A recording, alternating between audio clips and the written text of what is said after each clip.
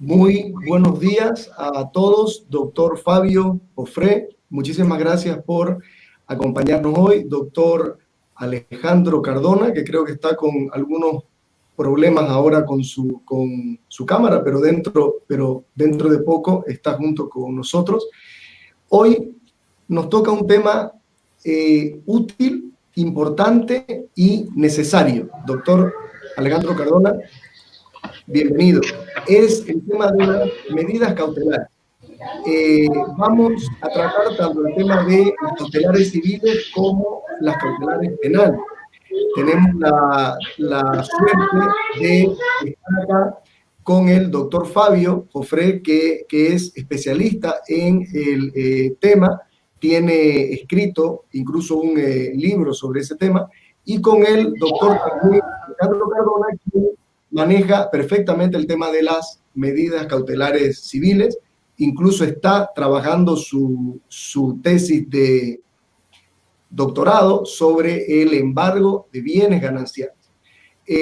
Siguiendo nuestra metodología, 15 minutos damos a cada uno de los expositores para que nos den algunas ideas, y luego se abre el espacio de preguntas del público. Doctor Fabio, tiene los 15 minutos. Un gusto. Muchas gracias, estimado doctor Alex. Muy buenos días, estimados participantes, doctores y doctoras, público en general que nos escucha. En primer lugar, dar las gracias al doctor Alex Parada por la invitación y felicitarlo por el excelente ciclo de webinars y seminarios presenciales que también hace con su prestigioso despacho, en el que también he tenido el gusto de asistir como oyente y hacer seguimiento también a través del Facebook. Y bueno, ahora complacido en participar en uno de estos conversatorios, ¿no? Que son con temáticas tan interesantes como la presente. Bueno, respecto a mi participación, yo he escogido la temática de las medidas cautelares. Bueno, se me ha asignado la temática de las medidas cautelares reales, y dentro de ellos yo me quiero enfocar en analizar la pertinencia, riesgos y desventajas de algunas medidas cautelares reales en el proceso civil. Esto con la finalidad de dar una mayor aproximación práctica a la misma. Además que también la fuente de donde voy a dar estas puntualizaciones sobre desventajas, ventajas de las medidas cautelares, viene a partir del desempeño práctico que he estado teniendo en los procesos, ¿no? A lo largo de mi vida profesional. Y bueno, pues, ¿no? Y finalmente vamos a descender en una cuestión de identificación de la cuantía económica que debe calcularse al momento de solicitar una medida cautelar de carácter real, que es donde voy a finalizar siempre y cuando el tiempo me lo permita. Pero bueno, tengo preparado unas diapositivas que quiero compartir con ustedes. En este momento, a ver, ¿se puede ver? No, no se ve todavía. Le tiene que dar compartir ahí pantalla y luego yo se lo aquí, ¿no? habilito acá. Perfecto, ya está. ¿Ahora se ve? Sí, perfecto. Se ve, ¿no? La diapositiva. Se ve, perfecto. Perfecto, Ya. doctor. Dele, sigue. Excelente. Bueno, como una introducción, en el ámbito civil sabemos nosotros que las medidas cautelares reales tienen una función o finalidad, mejor dicho, de asegurar la eficacia de la sentencia. Generalmente la sentencia está vinculada a las pretensiones de cumplimiento de una obligación, sea de pago, entrega de bienes o de resarcimiento de daños, ¿no? A diferencia de esto del proceso penal, las medidas cautelares reales del proceso penal que tienen una finalidad de reparar un daño patrimonial.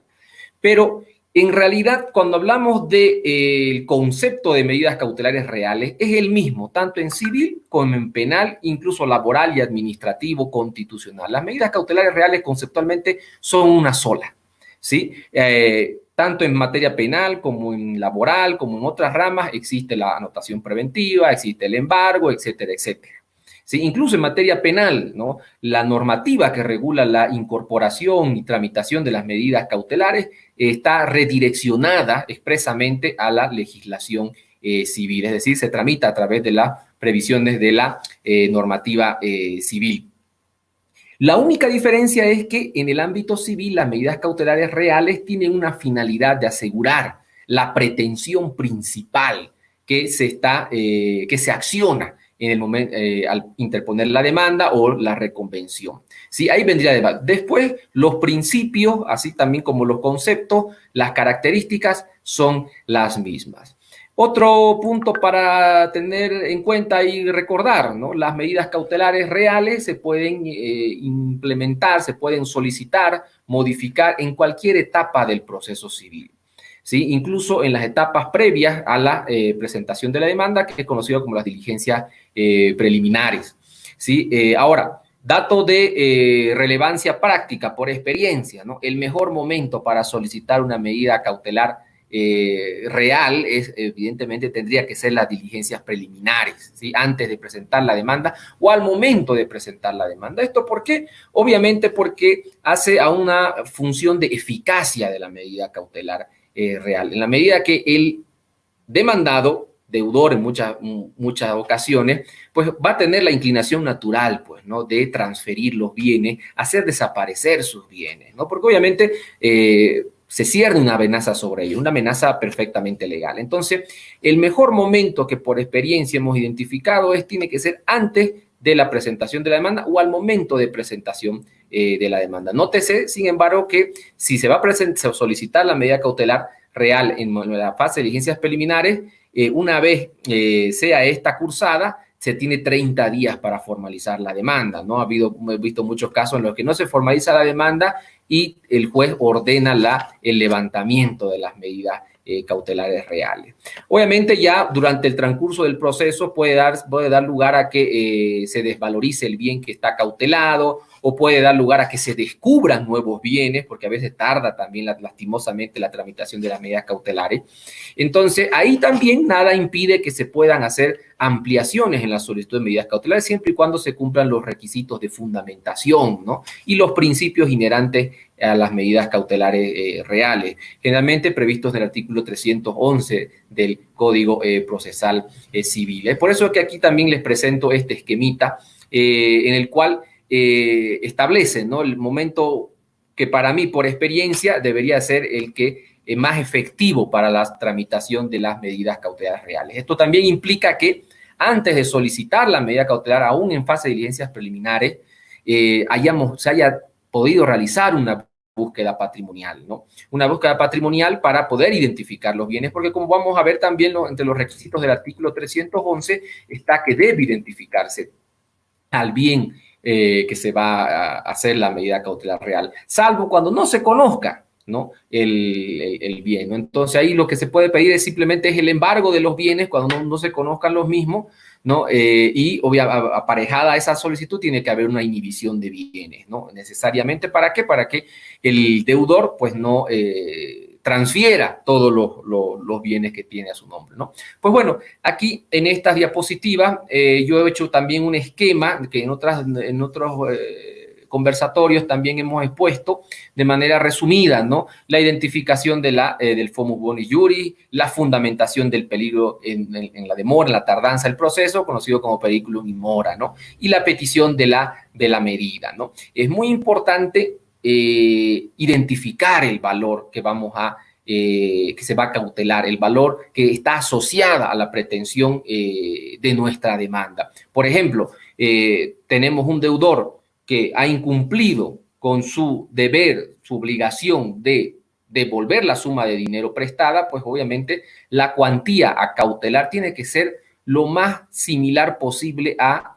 la deuda que tiene el deudor con nosotros, la deuda más los intereses, moratorios, penales, etcétera, etcétera, ¿no? Entonces, la identificación de esta cuantía es muy importante, sobre todo en demandas de cumplimiento de obligaciones, pero no solamente cumplimiento de obligaciones de dar, sino también de entregar bienes. Por ejemplo, pensemos el caso de una demanda de desocupación, de entrega de bien inmueble, una demanda de desalojo. en una demanda también de resarcimiento de daños y perjuicios, tenemos que identificar siempre una cuantía estimada, una cuantía que tiene que abarcar no solamente lo que se llama el fomus bonis iuris, la pretensión misma, sino también identificar el lucro cesante, es decir, lo que hemos dejado de percibir por el incumplimiento de ese contrato o por el motivo del cual está en poder, digamos, un bien que tiene que entregar el deudor, ¿no? O el demandado en todo caso, ¿no? Entonces tenemos que identificar bien esa cuantía.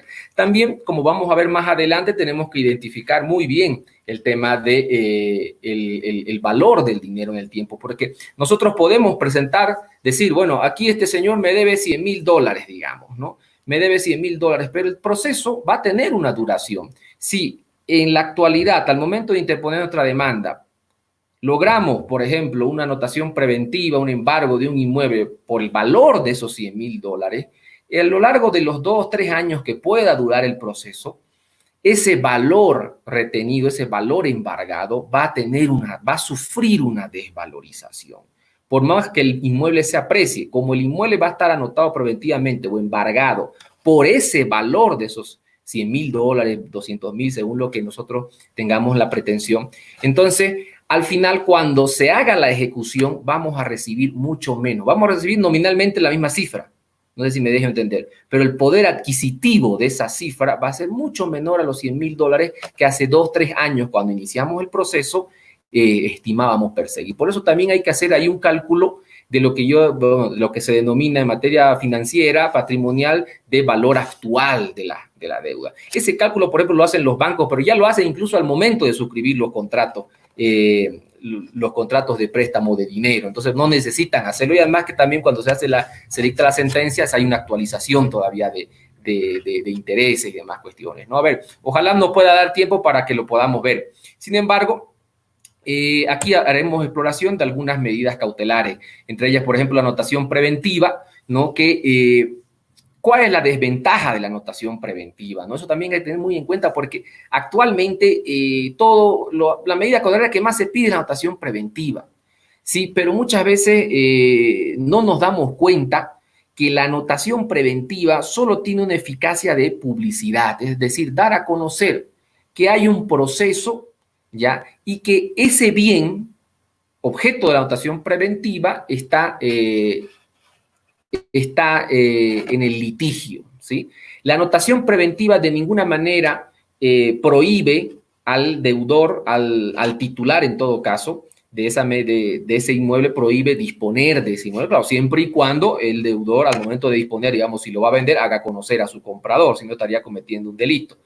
Entonces, la anotación preventiva no supone una prohibición de disposición económica del bien, simplemente es una alerta que le da de manera pública, una vez haya anotado en derechos reales, da una alerta a terceros, a la ciudadanía, de que sobre ese bien hay un litigio, ¿sí? Ahí está pendiente una medida cautelar de carácter real. Otra de las desventajas también tenemos que, bueno, es un poco morosa su preparación, su implementación, por eso también es muy importante que, aparejada a la anotación preventiva, se pida siempre el embargo.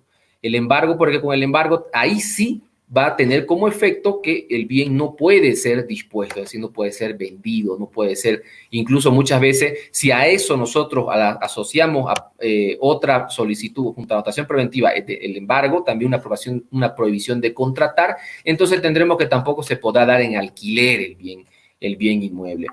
Esto hacemos este hincapié porque muchas veces pues decimos anotación preventiva ya y estamos tranquilos, y muchas veces nos encontramos con que el demandado ha vendido el bien, se ha levantado con el bien, y bueno, simplemente pone en el contrato que el comprador o el usufructuario o el título por el cual ha recibido en transacción la contraparte, el tercero, conocía la existencia de ese gravamen. Entonces tiene que haber, a la anotación preventiva se le tiene que ir a aparejar lo que se llama otras medidas complementarias cautelares también, como embargo, prohibición de contratar, prohibición de innovar. Eso con relación a la anotación preventiva, por eso es que el embargo supone una medida que debe ser complementaria a la anotación preventiva. Con el embargo ya podemos, incluso hasta de manera genérica, ya, es decir, sin identificar los bienes por ejemplo, no conocemos los bienes, entonces sin necesidad de identificarlo, entonces podemos pedir un embargo. Claro, eso no quiere decir que, bueno, como ya ordenó el embargo el juez, entonces, bueno, pues, ¿no? Y también la inhibición, es decir, del deudor de vender los bienes que tenga, ¿no? Sin identificarlo, no podemos quedarnos de brazos cruzados. Tenemos que continuar con la investigación patrimonial pidiendo oficios al juez, a diferentes instituciones para identificar cuáles son los bienes en concreto, y una vez identifiquen esos bienes que ya han sido embargados de manera genérica, pues entonces ya pedir medidas complementarias de prohibición de embargo, prohibición de contratar, perdón, prohibición de innovar, inhibición de bienes, bueno, cuando se trata de embargos genéricos. El secuestro también es una medida muy eficaz. El problema es que con el secuestro, al ser objeto al tener como objeto bienes muebles, en este caso, digamos, vehículos, maquinaria, el problema con el secuestro está que los bienes muebles, maquinaria, vehículo, dispositivos tecnológicos, digamos, se deprecian rapidísimo, ¿no?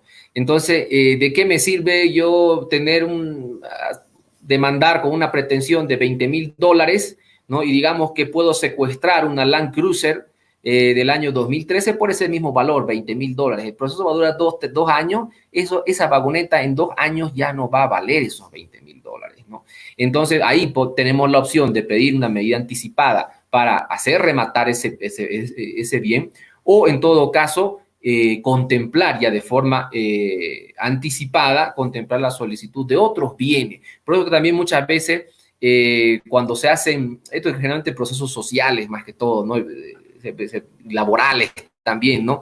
Muchas veces se hace una retención de fondos en el sistema y el demandado, el titular del bien, pide una sustitución de garantía, ¿no? Y el peor negocio, digámoslo así, que puede hacer para el demandante, ¿no? Es que el juez admita una sustitución de garantía por una retención de fondos que tiene muy segura la valorización constante de ese bien, a cambiarlo por el secuestro o por la anotación preventiva de un vehículo que se deprecia así rapidísimo, ¿no? Entonces sería el peor negocio para un demandante que persigue el cumplimiento de una obligación, que el juez le imponga una sustitución por una medida como el secuestro. El secuestro tiene la ventaja de que inmediatamente se puede agarrar el inmueble, pero hay que pedir medida anticipada de remate del bien, obviamente con los efectos que esto conlleva. Y finalmente tenemos el tema de la retención de fondos en el sistema financiero, que esto se da más para los títulos de las demandas ejecutivas, coactivas, ¿no?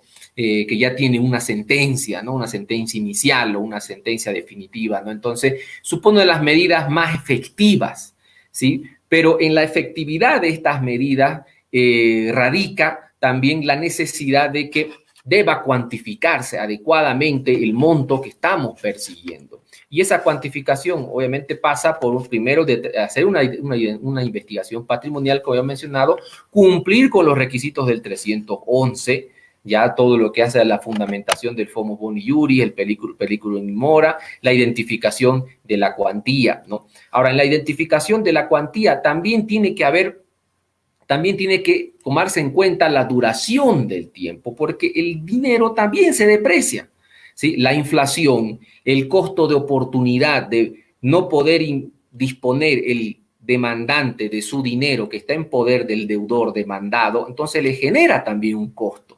Ese costo generalmente está asociado, por ejemplo, a lo que se llama el costo de oportunidad, asociado, por ejemplo, a la posibilidad que el demandante pudo haber tenido de ganar en intereses. Por ejemplo, el interés ahorita más bajo, pero más seguro en el sistema financiero, un DPF, que actualmente los más rentables están en 3%, 3.5%. Entonces, el costo de oportunidad es el costo en el que incurre el demandante al no poder disponer el dinero.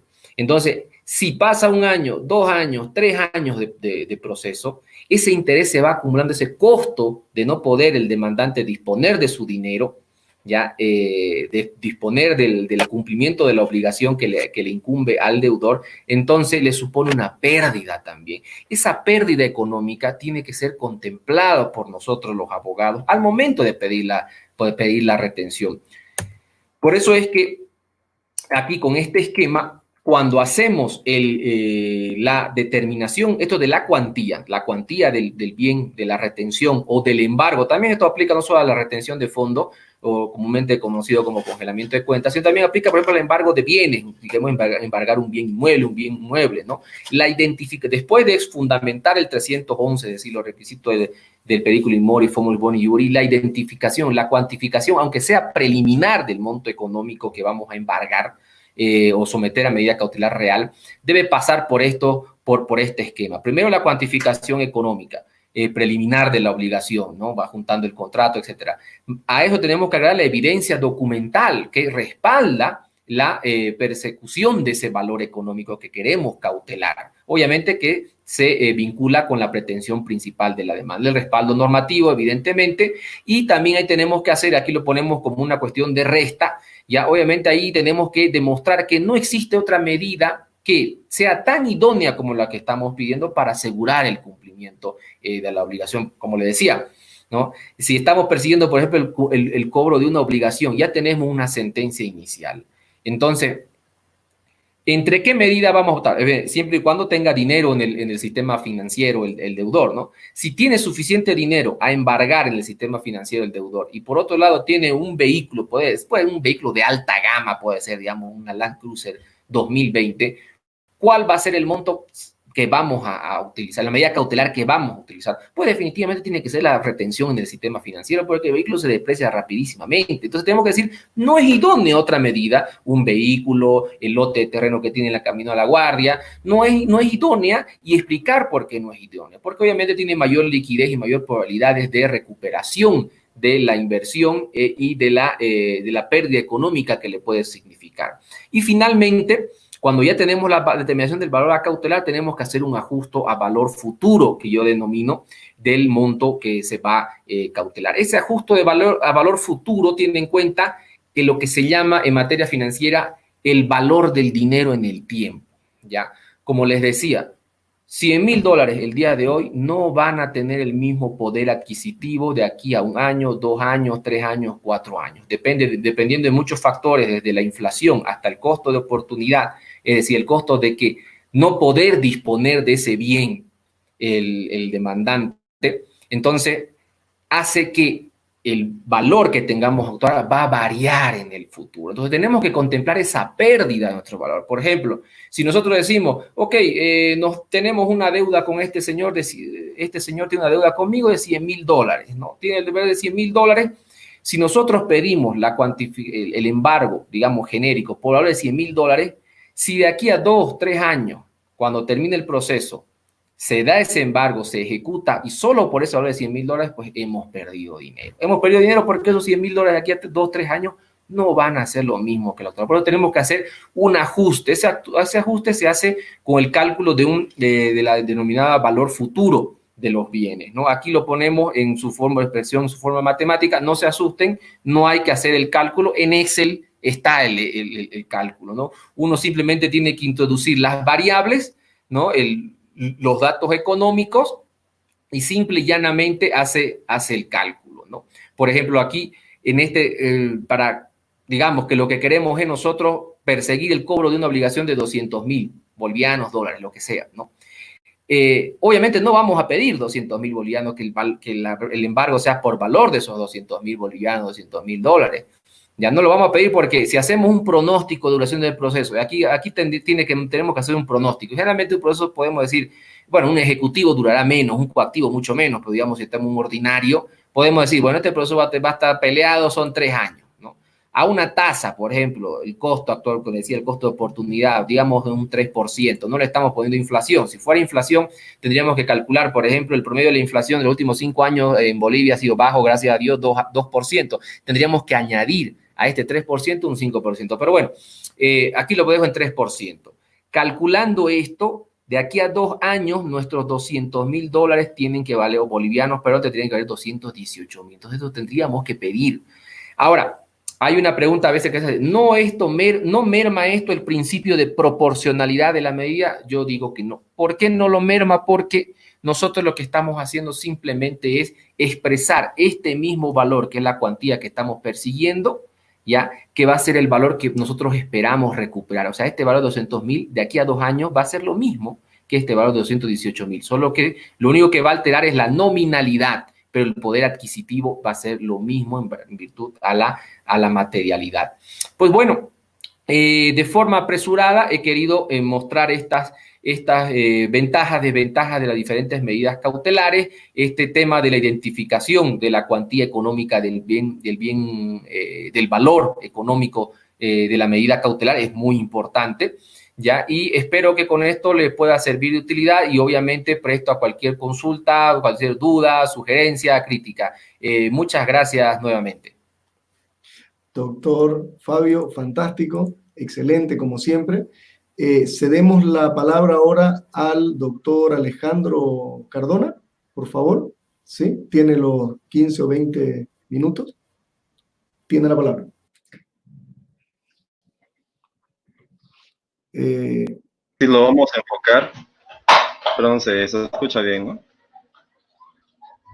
Bueno, nuestro análisis lo vamos a enfocar desde dos puntos de vista. Obviamente uno inicialmente teórico, que tiene que ver con la teoría general de lo que hemos llamado tutela cautelar, y por último vamos a terminar con un sentido un poco más práctico no de cada una de las medidas, sino de aquellas por ahí más importantes en el sentido de que son las medidas que normalmente se adoptan, y aquellas importantes, pero quizá en un sentido negativo, que son las que por ahí no tienen en sí un sentido práctico, quizá teórico sí, pero práctico no tanto. Nos vamos a detener, sí, específicamente en lo que sería el embargo, puesto que de todas las medidas es la medida cautelar por excelencia. En primer lugar, tenemos que entender cuál es el enfoque sistemático que le vamos a otorgar a las medidas cautelares de acuerdo al nuevo sistema adoptado por el Código Procesal Civil. En ese sentido, debemos diferenciar los términos tutela, proceso y medidas cautelares, y a su vez también acción, pretensión y proceso cautelar. En cuanto a lo primero, la tutela cautelar, como cualquier tipo de tutela, encuentra su respuesta en la tutela judicial efectiva. La tutela judicial efectiva, desde un punto de vista estrictamente constitucional, supone la posibilidad de acceder a los tribunales y poder obtener de ellos, lógicamente, una decisión debidamente motivada y razonada. Pero en la vereda de frente también asoma lo que es el debido proceso, y en ese punto tenemos que ver de qué manera la tutela cautelar se identifica con la tutela judicial efectiva y hasta qué punto con el debido proceso. Entendiendo que lógicamente no podríamos hacer un análisis desde un punto de vista estrictamente procesal, sino que tenemos que partir necesariamente de lo constitucional. Entonces, si bien dentro de lo que sería la tutela judicial efectiva, la tutela cautelar implicaría la posibilidad de acceder a los tribunales y poder formular nuestra pretensión, ojo, pretensión cautelar, desde un punto de vista del debido proceso, la tutela cautelar supone el poder litigar, el poder participar dentro de un proceso en igualdad de condiciones y con la seguridad de que en la medida que podamos obtener una sentencia estimatoria del derecho que a priori no es cierto, pero sí verosímil, podamos hacer posible entonces prácticamente lo declarado en la sentencia. Dicho de otro modo, que pueda ser posible acomodar lo fáctico, lo externo, a lo declarado en la sentencia. Eso sería entonces en cuanto al proceso cautelar como tutela. ¿Por qué se le llama ahora proceso cautelar si nosotros sabemos que con la antigua normativa simplemente eran medidas precautorias? Desde un punto de vista estrictamente terminológico, no vamos a profundizar en lo que es precautorio o cautelar, simplemente en lo que sería medidas y en lo que sería proceso. ¿Por qué se le denomina proceso cautelar? Miren que en este punto hay muchos autores, hay mucha gente entendida en el tema que dice, no, es que el proceso cautelar es algo autónomo. Yo mismo me incluyo en ese punto, de hecho en el libro lo explicamos bastante. Es proceso cautelar, pero no debe confundirse con proceso principal. Y en este punto debemos entender que el sistema adoptado por el actual Código Procesal Civil distingue entre proceso principal y procesos accesorios. Dicho de otro modo, guiados también por las pretensiones principales y las pretensiones accesorias. En este punto, las pretensiones principales serían aquellas de fondo, es aquello que realmente los justiciables pretenden obtener con la sentencia estimatoria. Cuando hablamos de las pretensiones accesorias, son todas aquellas que, de algún modo, están en un ámbito periférico a la pretensión principal, es decir, que dependen. Y aquí resalta también el elemento de instrumentalidad de las medidas cautelares con la pretensión principal. ¿Cuáles serían entonces pretensiones principales? Todas aquellas que de algún modo supongan el reconocimiento de un derecho. Porque ojo que la pretensión no es un derecho, la pretensión es el reconocimiento de un derecho, es pedir el reconocimiento de un derecho. Esos derechos, lógicamente, están en la norma sustantiva. Por el contrario, las pretensiones accesorias son aquellas que se identifican con lo cautelar, con lo preparatorio, cuando hablamos de diligencias preparatorias, y por supuesto con lo incidental. En este punto es que entra entonces, como ya hemos dicho, el proceso cautelar. Entonces, es proceso cautelar no por ser un proceso donde se va a resolver el fondo, no por ser un proceso donde el juez va a indagar en la fundabilidad de la pretensión, sino en un proceso estructura. En este punto hablamos de lo cautelar como proceso estructura y no como proceso principal. Entonces, es un proceso estructura. ¿Por qué? Porque es una estructura propia. Así como hay una estructura cautelar, hay una estructura incidental, hay una estructura preliminar, que ya sabemos cómo se distinguen, pero es proceso estructura, proceso accesorio, no proceso principal. Puesto que exigir, por ejemplo, la certeza del derecho ante la solicitud cautelar, obviamente que rebasaría totalmente los alcances que se pretende otorgar al llamado proceso cautelar. Entendido lo cautelar como proceso estructura, estructuralmente, lógicamente, tiene un propio régimen de competencia, de fundabilidad, de admisibilidad, de ejecución, de recursos, de oposiciones, etcétera. Entonces, eso es el proceso estructura. Las medidas cautelares, que en este punto son las únicas que pueden ser específicas o genéricas, en todo caso son aquellos instrumentos concretos que señala, concretos o no, si son genéricas, que señala la normativa procesal para poder asegurar la ejecución o la posibilidad práctica de la sentencia. Ojo que digo ejecución o posibilidad práctica, porque estrictamente si hablamos de ejecución, pues la ejecución, como ya dijimos, supone ajustar, acomodar lo exterior a lo declarado en la sentencia. Pero es que a veces hablamos de pretensiones constitutivas que sin ser, fíjense, de condena, sin necesidad de ejecución, tienen una ejecución impropia. Por ejemplo, hablamos de aquellas pretensiones que tienden no a cambiar el mundo exterior, que sería ejecución en sentido estricto, sino a provocar cambios en el registro. Y aquí es donde asoma muy importante la anotación preventiva de demanda y obviamente la anotación preventiva de embargo, que vamos a explicarlo adelante, porque hay una diferencia entre embargo y también anotación preventiva de embargo. Bien, superada toda esta cuestión, también, ojo que hay algunas medidas que, si bien no son cautelares, se identifican bastante con ellas. En este punto es importante entender que lo cautelar es siempre urgente. Fíjense, por eso es que se exige el peligro en la demora. Lo cautelar es siempre urgente, pero no todo lo urgente es cautelar, puesto que urgente también podría ser el pedir diligencias preparatorias. Dentro de ellas tenemos medidas de anticipación, también tenemos medidas provisionales que sobre todo en el ámbito familiar son fundamentales. Por lo tanto, todas revisten el carácter de urgente, pero no todas son cautelar. Bien, en este punto también creo que es importante distinguir, ya abordando procesalmente lo que son los momentos, que obviamente las medidas cautelares, si vemos el 310 del Código Procesal Civil, señalan que se puede pedir, se puede solicitar una medida cautelar con anterioridad a la demanda, con la demanda o inclusive posterior a la demanda. Me animo a decir que en ejecución de sentencia se podrían adoptar unas cuantas medidas cautelares o en todo caso modificar aquellas anteriormente adoptadas. Entonces, fíjense, pero aquí hay una confusión del legislador, algo que me parece es criticable, puesto que si bien nosotros revisamos el 305, también dice, dentro de las diligencias preparatorias, el solicitante podrá pedir, y en el punto 4 dice, medidas cautelares. En el 308 regula lo que se llama la oposición a la medida cautelar, pero ojo que seguimos en el ámbito del proceso preliminar. Y ya en el 310 nos introduce el proceso cautelar.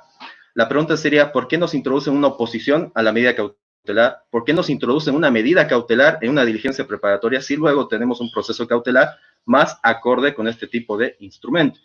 Pues la solución es simple.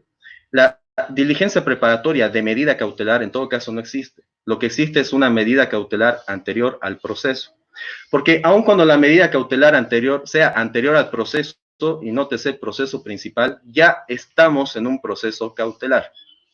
Si bien autónomo en parte, dependiente también del proceso principal. Entonces, ¿por qué decimos y afirmamos que no existe la diligencia preparatoria de medida cautelar? Porque la finalidad que cumplen las diligencias preparatorias no es otra que preparar, y de ahí el término, el proceso principal futuro. Entonces, todo aquello que tienda a instaurar el proceso, a fomentar inclusive el proceso, a fijar aquellos datos, pruebas, inclusive el objeto mismo del proceso, es diligencia preparatoria del proceso principal. Pero lo cautelar no tiene como finalidad preparar el proceso, si bien obviamente tiene mucho vínculo con el proceso principal, sino que su finalidad es simplemente garantizar, asegurar que la sentencia pueda producir sus efectos prácticos. Así de simple. Por lo tanto, no prepara nada, sino que asegura el resultado de ese proceso. Entonces, en este punto creo que es bueno el poder distinguir estas cuestiones. Pero es que lo cautelar no solamente asoma en lo que son las diligencias preparatorias. Fíjense que cuando nosotros le damos una revisada al Código Procesal Civil, también podemos encontrar que dentro de los procesos extraordinarios no se incluyen las medidas cautelares, no se excluyen, perdón, las medidas cautelares. Al punto que podría inclusive aplicarse la audiencia única del proceso extraordinario a la cuestión cautelar. Me parece muy rescatable que por ahí en la práctica puedan irse produciendo audiencias de medidas cautelares, así como ocurre en materia penal. Porque evidentemente, si nosotros entendemos que lo cautelar está regido por el principio llamado inaudita altera pars, que quiere decir que se van a otorgar las medidas sin conocimiento de la otra parte, es importante que en algún punto el juez pueda valorar, en definitiva, hasta qué punto sí era verosímil el derecho, hasta qué punto sí existe peligro en la demora, o de pronto si la caución otorgada es suficiente o si es necesaria en caso de no habérsela solicitado. Me parece que sería un punto a considerar por ahí en un futuro desde un punto de vista puramente práctico.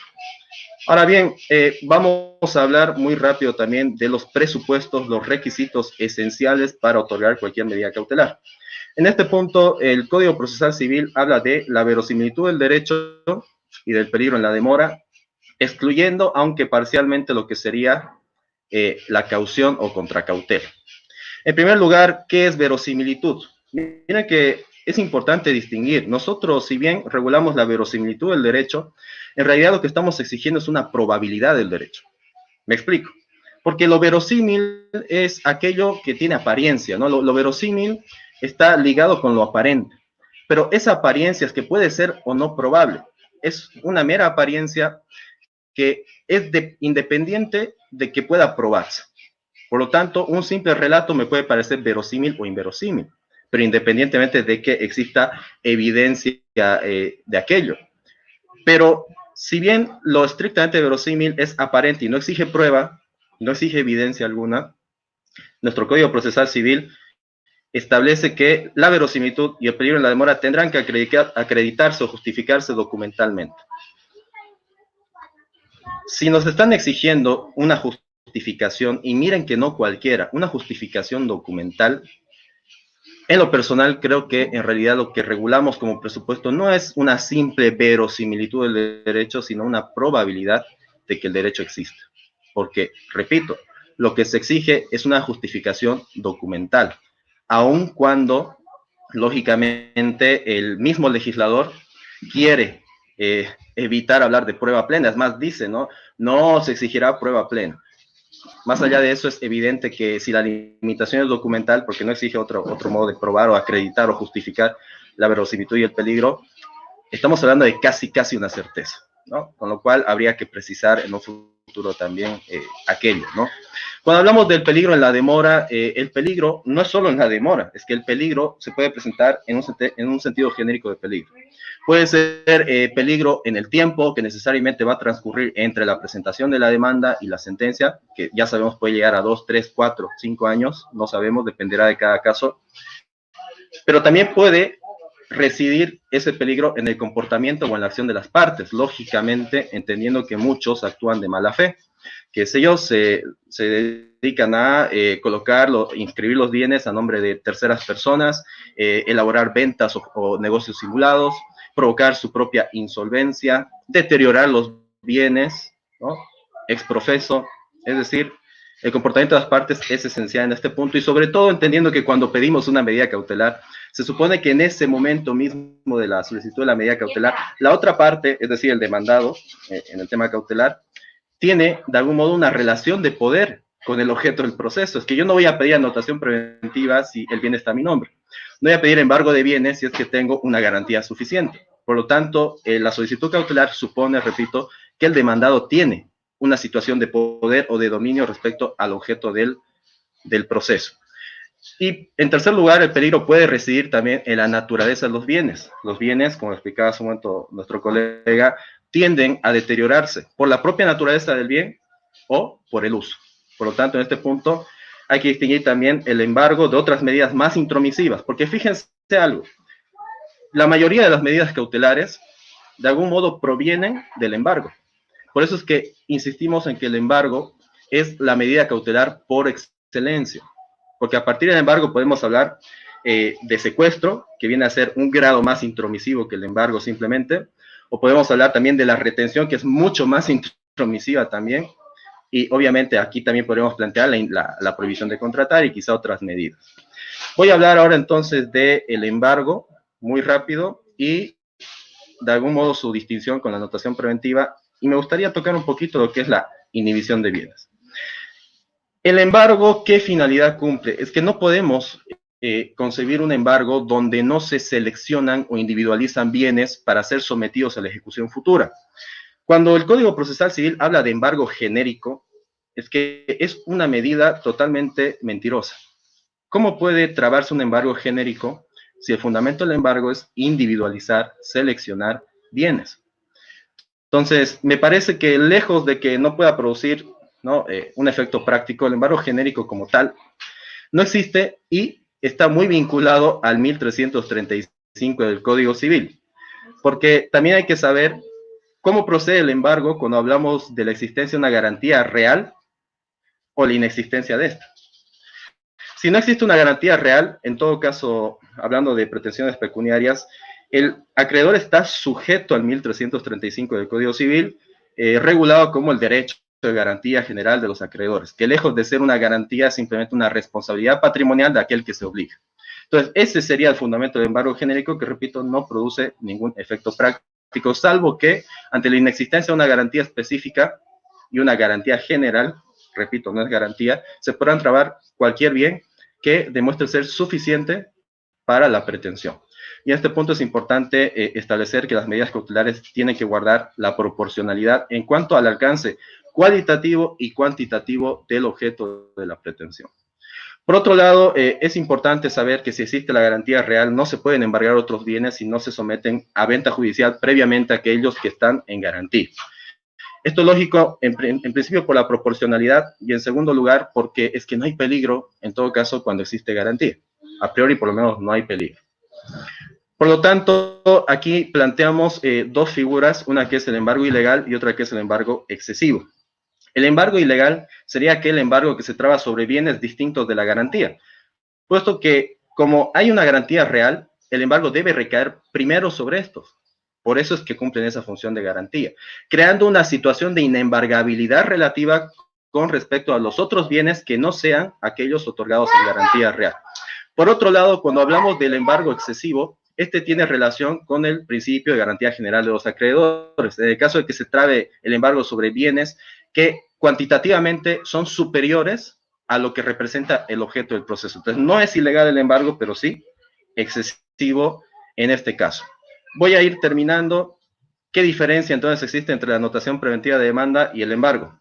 En primer lugar, que la anotación preventiva de demanda, como su nombre ya lo indica, se ejecuta registralmente. No puede existir, en primer lugar, una anotación preventiva de demanda sin demanda, y no puede existir una demanda que se anote preventivamente, imagínense, pero que no pueda surtir sus efectos a los que está destinado.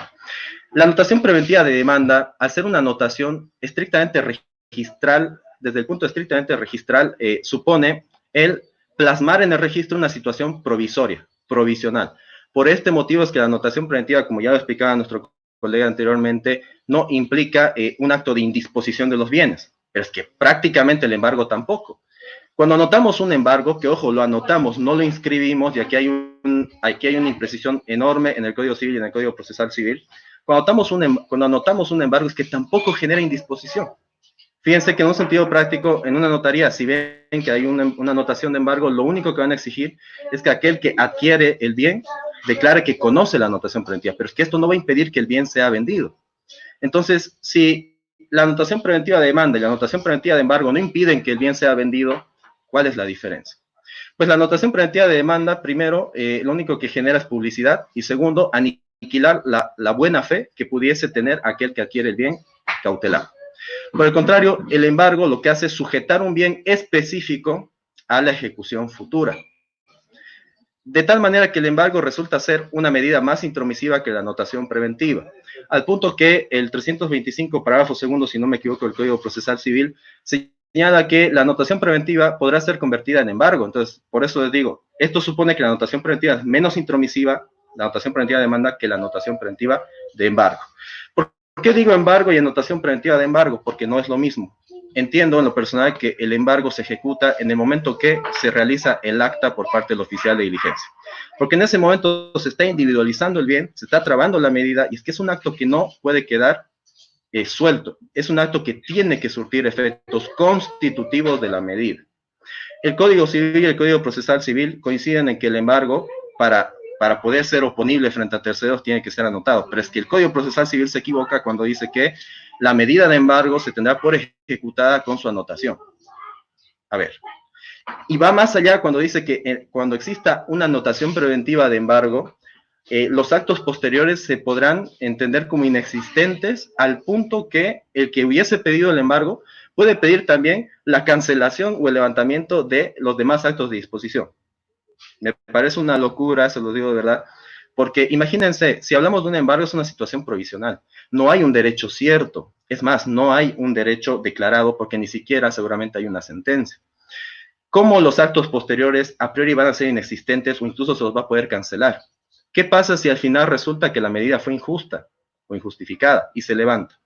Se supone que en un orden de prelación, el siguiente acto, la siguiente anotación tendría que, lógicamente, tomar el lugar de aquel embargo que ha perdido su efectividad. Sea por caducidad, porque se anota preventivamente, o sea porque en el juicio se demostró que indebidamente fue, lógicamente, otorgada la medida cautelar. Bien, más cuestiones seguramente las vamos a tratar más adelante. Doctor Alejandro, muchísimas gracias, fantástico como siempre, igual. Antes de empezar con nuestra ronda de preguntas, que veo que hay varias, y hay varias cosas también por hablar, Jessica tiene que hacernos un aviso. La dejo, Jessica. Así es, doctor, muchas gracias por brindarme este espacio.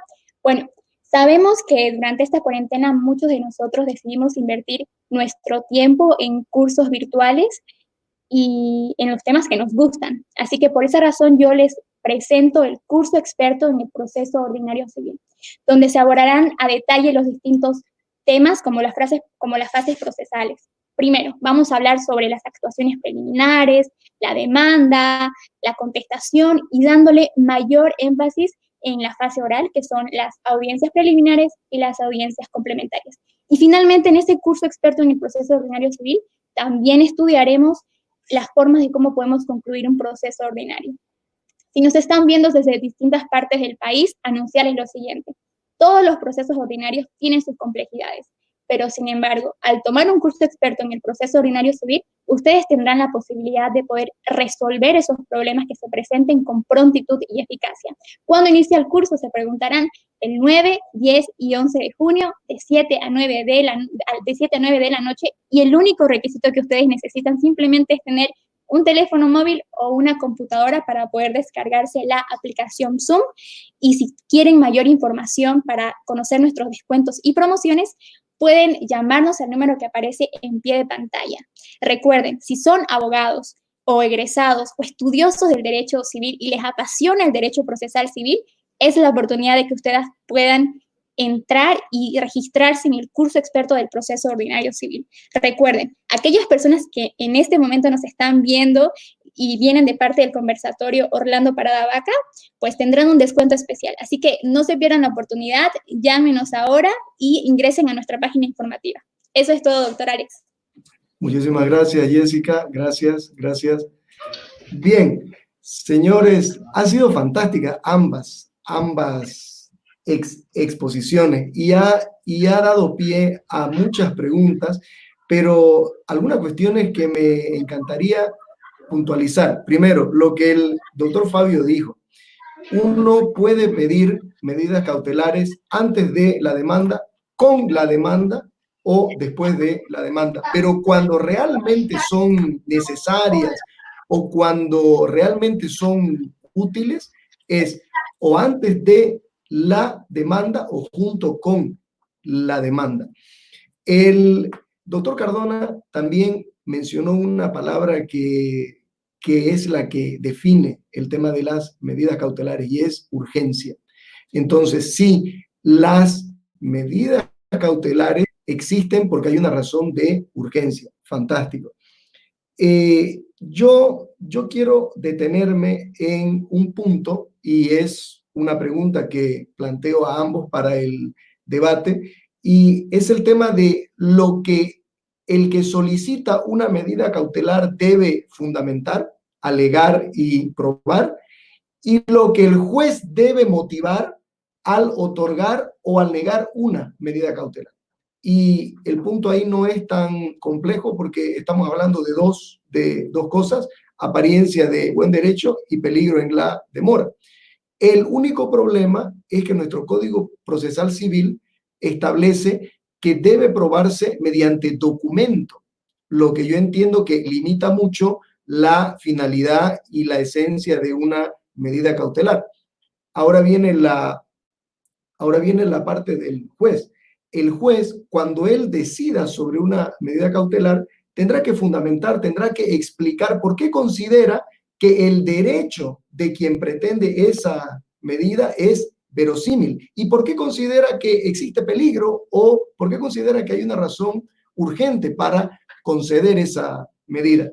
Pero sucede que, de hecho, son pocas aquellas resoluciones que deciden sobre una medida cautelar que analizan ambos aspectos. Pregunto a ambos, tanto al doctor Fabio como al doctor Alejandro, ¿por qué será eso de ahí? ¿Será que es una resolución válida? ¿Será que se desconoce que realmente el juez debe fundamentar eso de ahí o que la parte debe explicar que existen ambos requisitos? Doctor Fabio, doctor Alejandro, ¿no se tienen la palabra? La palabra, estimado doctor Alejandro, buen día. Sí, evidentemente, ¿no? Es inherente al deber de motivación de las resoluciones judiciales, ¿no? De que el juez tiene que explicar esas situaciones, ¿no? Incluso, como anécdota, yo le puedo manifestar que en un proceso arbitral hace poco vi, el demandante pidió medidas cautelares urgentes, ¿sí?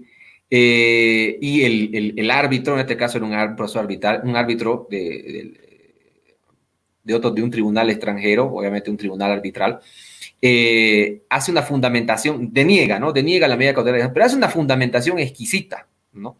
Fantástico. Pero bueno, a mi criterio muy buena la fundamentación, pero al denegarla se consideró afectado el interponente el solicitante de esa medida cautelar y interpuso una acción de amparo constitucional, ¿no? Y bueno, en la audiencia de amparo constitucional, el Tribunal de Garantías concedió la tutela, o sea, estableció que había insuficiencia en la motivación, ¿no? Estar de acuerdo no con el Tribunal de Garantías, bueno, ¿no? Pero a lo que voy es el tema de la importancia de la motivación, ¿no? O sea, fue muy exquisito el Tribunal de Garantías, más de lo que ya todavía fue en exigir motivaciones al tribunal arbitral, pero eso nos demuestra una cosa, ¿no? La importancia de esa motivación, ¿no? Y fue muy interesante, ¿no? Tal vez en otro tiempo podamos verlo, ¿no? Se identificaron precedentes incluso de qué se entiende por fumus boni iuri, cuáles son los componentes del periculum in mora, muy interesante, ¿no? Y que, bueno, se me viene a la mente para resaltar, ¿no? Esa importancia. Gracias, querido doctor. Doctor Fabio, usted menciona un punto. Es cierto que quien solicita una medida cautelar debe alegar y debe probar que existe peligro.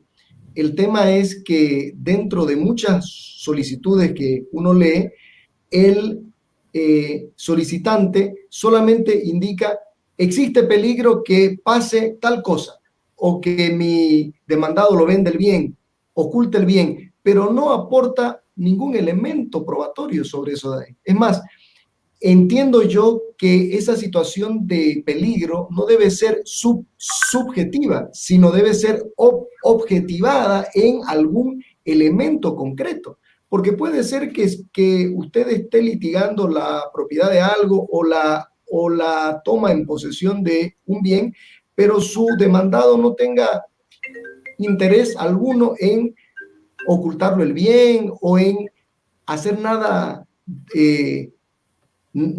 que le perjudique. La cosa es ahí, el juez podría negar esa medida porque faltó el elemento de prueba y que no es suficiente solo alegarlo. Entiendo que sí, digamos, porque de eso se trata, ¿cierto? Muy bien. Disculpe.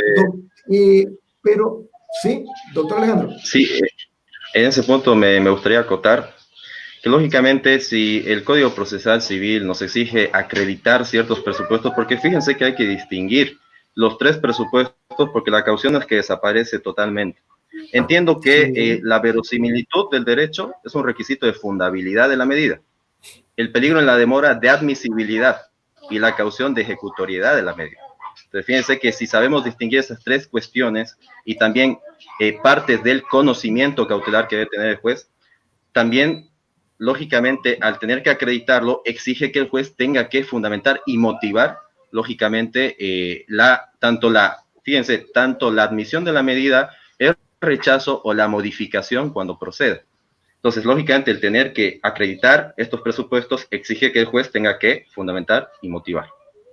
Fantástico. Ambos coinciden en algo, en que uno puede solicitar, bueno, primero que toda medida cautelar tiene que cumplir con el requisito de la proporcionalidad. Eso es básico. Segundo, que yo puedo pedir varias medidas sobre un mismo derecho o sobre un mismo bien. O sea, nada me impide que acumule medidas siempre y cuando sea una o sean 4 juntas, mantengan el requisito de la proporcionalidad.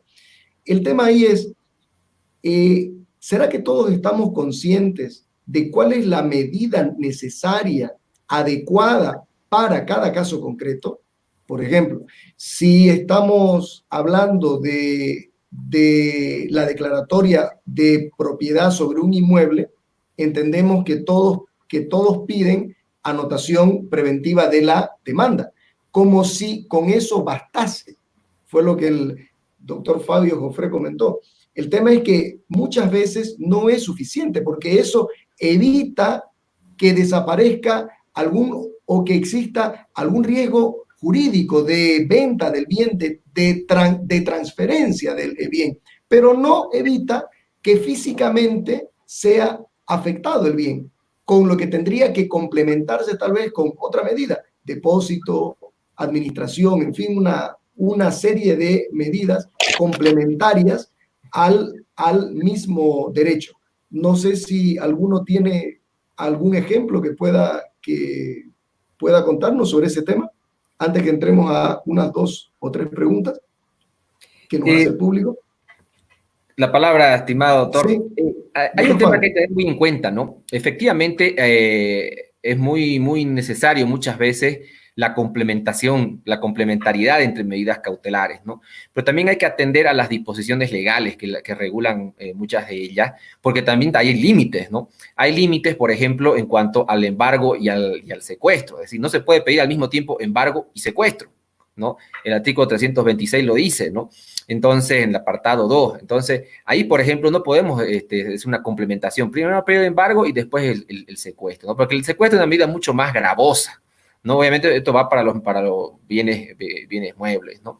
Entonces, donde sí hay complementariedad, por ejemplo, el clásico ejemplo, ¿no? El embargo y lo que es la anotación preventiva, o también el embargo y la prohibición de contratar, pero la prohibición de contratar también tiene unas limitaciones legales, ¿no? La prohibición de contratar tiene que hacerse, a mi criterio, bueno, dando una lectura del artículo 337, si no me equivoco, ¿no? Siempre y cuando se esté ya haciendo efectiva la ejecución del bien, ¿no? Se está ejecutando el bien y hay un peligro de que el bien vayan a alquilarlo o a sacarle algún fruto, ¿no? De último momento, entonces se puede, es una medida complementaria por excelencia, pero muy, muy ajustado a ese momento de la ejecución. Y además también el mismo artículo, el 337, no me equivoco, 336, dice, ¿no? Siempre y cuando lo prevé la ley, ¿no? O esté establecido en el contrato, ¿no? Ahí le pone otra limitación, ¿no? Que habrá que buscar el ejemplo, ¿no?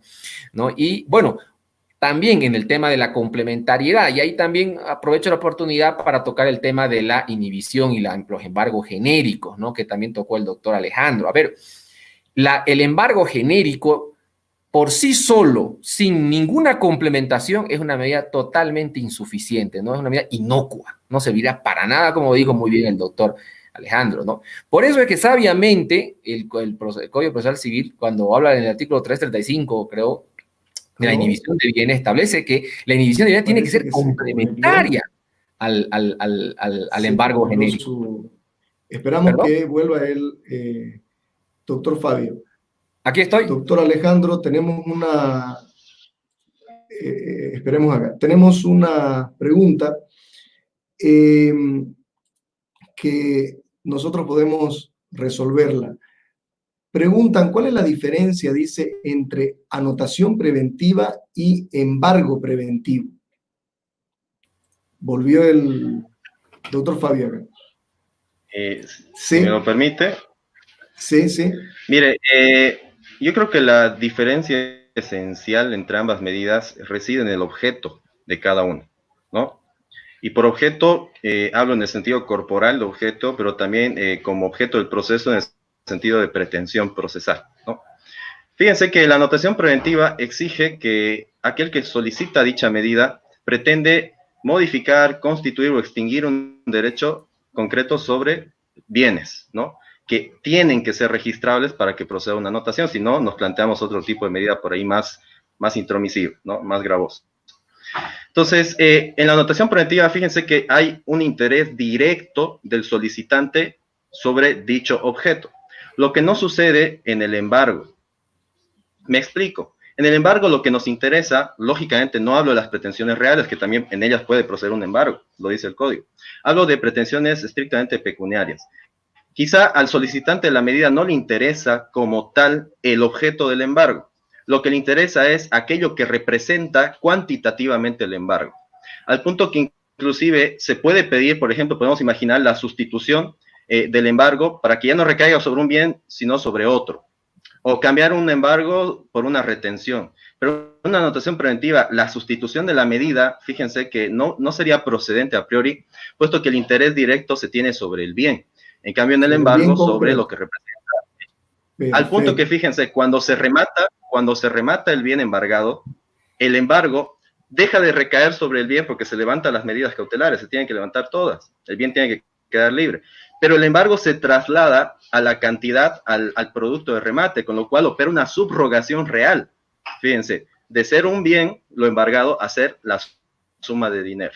Entonces, yo creo que este es, aparte de otras cuestiones, el elemento que distingue a las medidas. Muy bien, doctor. Y tengo una pregunta para el doctor Fabio, así él puede continuar con lo que nos indicaba. Es del doctor Ricardo Rebollo. Él lo que quiere saber es por qué los jueces constitucionales son reacios para disponer medidas cautelares. Doctor Fabio, mientras continúa Sí. lo que se le cortó antes de... Sí, sí, gracias. Bueno, lo que decía era que las medidas cautelares complementarias también pueden ser la de embargo genérico con la inhibición de bienes, ¿no? Que es pues, justamente para eso, ¿no? Porque muchas veces cuando queremos estar, pongámonos el caso de un acreedor, ¿no? Quiere que le devuelvan su dinero y no sabe los bienes, quiere demandar, pero no sabe cuáles bienes tiene su deudor. Entonces, ¿qué es lo que hace? Bueno, primero vamos a hacer la demanda y después de admitir la demanda, ¿le metemos las medidas cautelares? Mal, ¿no? Claro. La otra opción, ¿cuál sería? Bueno, vamos a hacer una búsqueda patrimonial, ¿no? Entonces vamos a meter la demanda, vamos a medida preliminar y ahí solicitamos la medida preliminar oficio. Sí, es mucho mejor que la anterior, pero también un poco riesgosa, porque puede enterarse también el deudor y levantarse con los bienes. Entonces, ¿qué es lo mejor? Directo en la medida, señor juez, con obviamente las fundamentaciones, solicito embargo genérico. El embargo genérico, ¿qué tendría que hacer? Si se cumple obviamente bien el 335, tendría que decir, pues no, entonces, embargo de todos los bienes y oficio para que Derechos Reales investigue los bienes y ponga el embargo con la provisión de... Eso es lo que va a hacer el deudor, va a hacer que Ahí el deudor... sí sería efectivo. Claro, Perfecto. salga de su caparazón el deudor y diga, momentito, ok, todo mi patrimonio, por favor, aquí está, aquí hay un lote, tengo, por favor, embárguenlo, y todo lo demás, por favor, libérenmelo, por el amor de Dios. Va a ser él el que pida que se sustituya le va a interesar, porque imagínense que lo estén persiguiendo por una deuda de $20,000, usted tiene un patrimonio de $100,000 y le congelan los $100,000, bienes, dinero, no le va, usted mismo, el mismo deudor, como digo, va a salir de su caparazón corriendo. Entonces, por favor, momento, señor, aquí está, esto, por favor, embárguenlo, ¿no? Y eso es lo que establece. Ahora, lo que dice el doctor Ricardo Rebollo, saludos, querido doctorazo, a mí me parece que es por un tema de fundamentación. Muy pocas veces se fundamenta cabalmente la solicitud de las medidas cautelares en acciones de amparo constitucional. Y lo más curioso de todo es que cuando el Tribunal Constitucional deniega, también lo hace sin fundamentación. En el mismo trocil le pone, ¿no? No al lugar porque tal cosa. Otro motivo también que he visto es que muchas veces la solicitud de medidas cautelares es prácticamente la misma que la solicitud de la concesión de la tutela, ¿no? Entonces, la medida cautelar tiene un objeto que realmente es el objeto real, por eso es medida cautelar real. Entonces, si lo vamos a equiparar plenamente al objeto de tutela es una cosa constitucional y objeto de medida cautelar es otra, aunque de dimensiones similares, pero son muy diferentes. Entonces, eso creo que son los principales motivos por los cuales no son muy exitosas las medidas cautelares reales en acciones de amparo. Doctor Fabio, usted ha dado en el punto de algo que es muy común. La gente cree que es simplemente fundamentar lo de la pretensión principal y en una sola línea y pido medida cautelar de tal. Cuando es lo que el doctor Alejandro Cardona dijo, hay un proceso principal y dentro de ese hay un proceso cautelar. Ambos tengo que fundamentar. Fantástico. El doctor Queirolo pregunta si se puede pedir una medida para que se cumpla fuera del territorio nacional.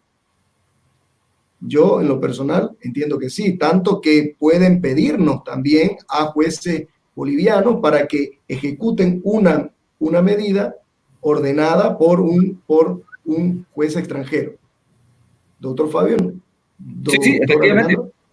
Efectivamente, doctor, el mismo Código Procesal Civil establece, ¿no?, las normas de cooperación internacional, ¿no?, para la ejecución de medidas, ¿no?, y en las que evidentemente medidas y órdenes judiciales, ¿no?, en las que evidentemente también entrarían las medidas cautelares reales. Fantástico. Y este es para el doctor Cardona. ¿Qué es lo que sucede? Pero algo le pasó al doctor Cardona. Si un inmueble anotado es vendido y en sentencia la parte que anotó gana el proceso. Bueno, mientras el doctor Alejandro viene, esa es una de las finalidades que tiene esa medida, enervar el tema de la buena fe, precisamente para que todas aquellas personas que adquirieron el bien anotado sepan que queda sujeto al proceso donde se consiguió esa medida. O sea, está atado al proceso principal. Esa es la finalidad que tiene. Muy bien. Le cuento, doctor Fabio, que tenemos muchísimas preguntas y no sé si nos va a dar el tiempo para que respondamos. No sé si hay algo más que le ha quedado pendiente a usted para que diga antes que sigamos, doctor Fabio. No, doctor, no. Bien, la doctora Melgar pregunta, cuando el acreedor no registra los bienes, pero sí los registra su pareja y solo hay un matrimonio de hecho. Entiendo que lo que ella quiere saber es si uno de los cónyuges debe dinero, el acreedor puede cobrarse con los bienes del otro cónyuge. Aquí el experto es el doctor Alejandro Cardona, que precisamente él está trabajando su tesis sobre el embargo de bienes gananciales. Pero un poco para dar un panorama, siempre hemos de distinguir entre los bienes propios, los bienes comunes, ¿no? Y las deudas propias también, y las deudas de la comunidad. Entonces, la regla es que las deudas propias se pagan con bienes propios. Doctor Alejandro, estábamos hablando precisamente sobre una pregunta que nos hace la doctora Melgar, y ella plantea que cuando el acreedor no, entiendo yo que es el deudor, no registra bienes, pero sí registra su pareja, el acreedor podría cobrar la deuda de uno de los cónyuges o con los bienes del otro cónyuge o con los de la comunidad.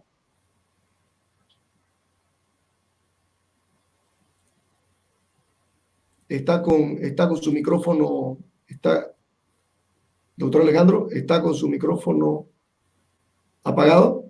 ¿Le puede dar? ¿Me escucha? Doctor Alejandro Cardona. Bien. Ahora sí. Fíjense que es un... Sí, no sé si me escuchan. Sí, perfecto. ¿Sí me escuchan? Perfecto. Ya. Perfecto. No, le decía, miren, este es un caso muy conflictivo, sobre todo desde el punto de vista de la materia. Me explico. En primer lugar, desde un punto de vista estrictamente civil, por efecto del artículo 521 del Código Civil, se podría afirmar de que el deudor que no ha registrado bienes, pero sí los tiene con su conviviente, porque creo que es un tema de unión libre, podríamos decir que por el 521 del Código Civil ha adquirido la propiedad, ¿no? Pero tenemos un sistema consensualista de adquisición de la propiedad, con lo cual ha hecho subintrar en su patrimonio un bien obviamente en régimen de comunidad aparentemente. Lo problemático del asunto es, ahora, ¿cómo podemos embargar, por ejemplo, la parte que le corresponda al deudor en este bien ganancial, aparentemente ganancial, cuando el bien no está a su nombre?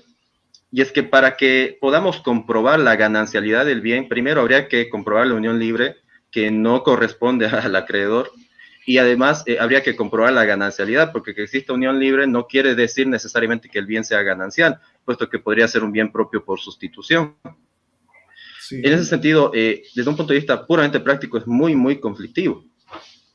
No sé si me he dejado entender con esto último. Perfecto. Ahora, distinto sería el caso que el bien esté a nombre de ambos, con lo cual no hay necesidad ni de comprobar la unión libre y prácticamente se tiene constancia de que el deudor tiene un bien registrado a su nombre, aunque sea en parte.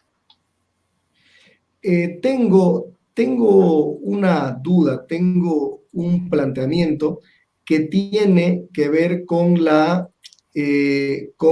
medidas cautelares específicas y con el poder cautelar genérico.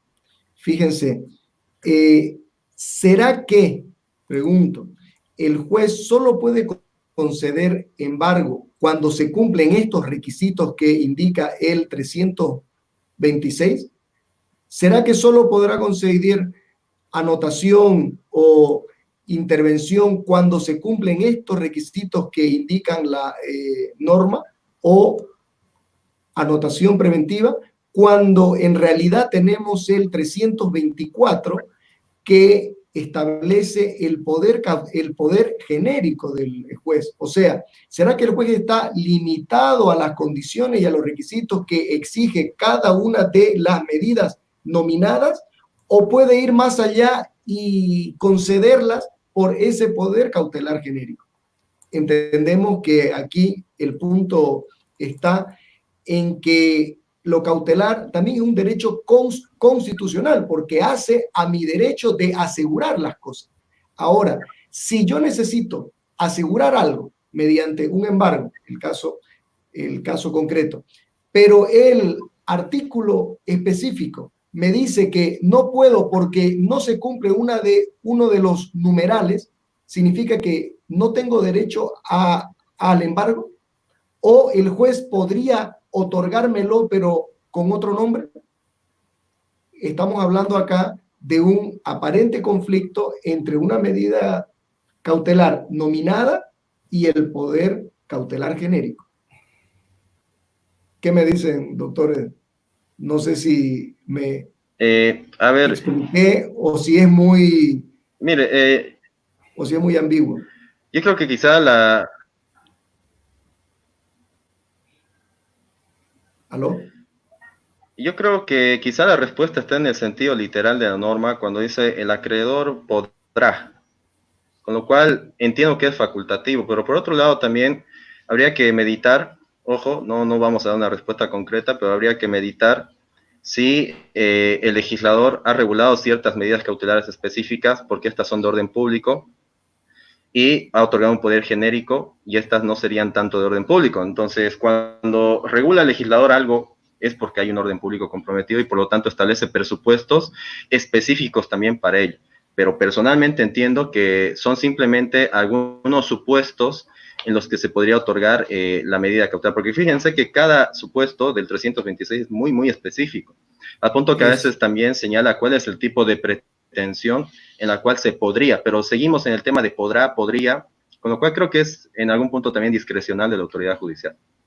El tema es que normalmente los jueces no se fijan en ello y yo creo que hacen bien. En realidad yo planteo que no se debe limitar la concesión de una medida cautelar a las exigencias del artículo concreto. ¿Por qué? Porque es muy difícil que el legislador pueda determinar todas las posibilidades de peligro o riesgo de daño en solamente 6 o 7 numerales. ¿Me entiende? Entonces, si nosotros tenemos derecho a asegurar algo, no puede estar limitado a unas 3 o 4 causales que me establece el código. Por último, estando limitado, no me dé, señor juez, embargo, llámelo lo que usted quiera, pero concédame lo mismo, porque usted tiene poder cautelar genérico.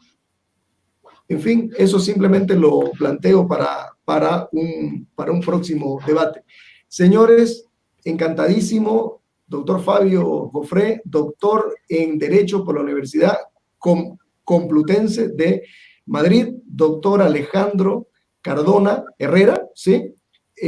Máster en Derecho Civil y Procesal Civil por la Universidad de Valencia, actualmente elaborando su tesis de doctorado sobre el embargo de bienes gananciales por la Universidad de Valencia también. Doctor Alejandro, cuando defienda su tesis, quiero invitarlo para que nos la comente también. ¿Le parece? Muchísimas gracias. Encantado. A todos los que nos acompañaron hoy y a todos los que nos siguen cada sábado. Un abrazo a todos, señores. Vamos a ver acá. Sí, estamos. Un gusto saludarlos. Hasta luego, doctor López. Muchas gracias. Hasta luego. Gracias.